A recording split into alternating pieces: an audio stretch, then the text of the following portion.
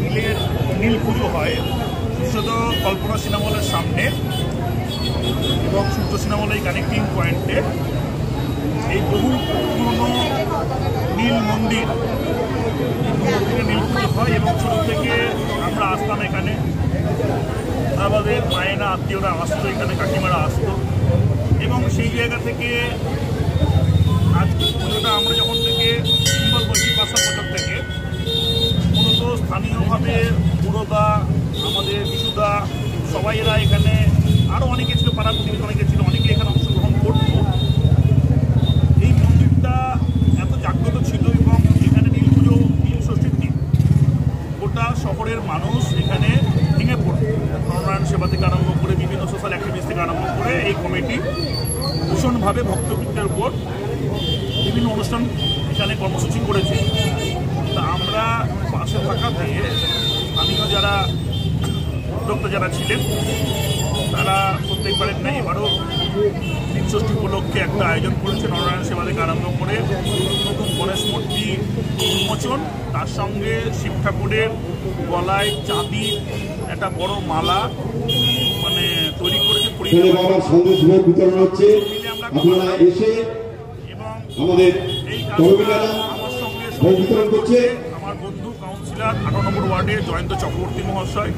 তারও গোটা পরিবার এখানে আছে, তার কাকিমা আছে, এখানে তার মা আছে, আমারও কাকিমা ইয়ে আছে, তার কন্যা আছে, এখানে আরও অনেকে আছে, আমাদের বিভিন্ন দাদা বৌদিরা সবাই আছে। সবাই মিলে থেকে, ভাই বোনেরা আছে, সবাই মিলে থেকে এই কাজটা স্থানীয়ভাবে মন্দির কমিটি যারা এই লোকাল মানুষজন তারা এটাকে উদ্যোগ নিয়ে চালাচ্ছে। আমরা তাদের সঙ্গে মানসিকভাবে যেহেতু সম্পূর্ণভাবে তাদের এই কাজগুলোকে সঙ্গে আমরাও জড়িয়ে থাকি, সারা বছর বিভিন্ন ক্লাবের মধ্যে, বিভিন্ন মন্দির প্রতিষ্ঠানের মধ্যে আমরা তাদের সঙ্গে একটা সঙ্গী হিসেবে কাজ করি।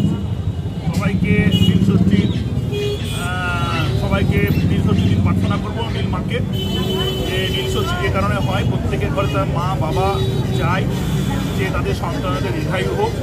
এই দীর্ঘায়ু কামনা করার জন্য মায়েরা করে মূলত উপোস রাখে যে প্রত্যেকটা মায়ের যেন তার যে সন্তান আছে, অর্থাৎ ছেলে মেয়ে যেই থাক না কেন, প্রত্যেকটা মায়ের কাছ থেকেই তো সন্তানদের হচ্ছে সৃষ্টি, সেই মারা যেন ভালো থাকে এবং মাদের সঙ্গে সঙ্গে মাদের যে আজকে উপাসনা, মাদের যে আজকে সারাদিন ধরে উপোস, সেটা যেন সার্থক হয় তাদের ছেলে মেয়েদের দীর্ঘায়ুর মধ্যে। এটাই আমাদের প্রার্থনা থাকবে। আর সার্বিকভাবে মানুষের জন্য আমরা চাইব যে সমাজে আমরা একান্ত থাকতে পারি না, সমাজে আমাদের একটা মানসিক শান্তির দরকার হয়, যেটা ঈশ্বর ছাড়া কেউ দিতে পারে না। সেই ঈশ্বরের কাছে আমরা বারবার নিজেদেরকে প্রার্থনা করি আমাদের মানসিক শান্তির জন্য, এবং মানসিক শান্তি থাকলে পরে আমাদের অনেক শান্তি অটোমেটিক করতে চলে আসবে। যে শান্তি আপনার পয়সা দিতে পারবে না, যে শান্তি কৃত্রিম কোনো জিনিসপত্র দিতে পারবে না, সেই শান্তি একটা প্রাকৃতিক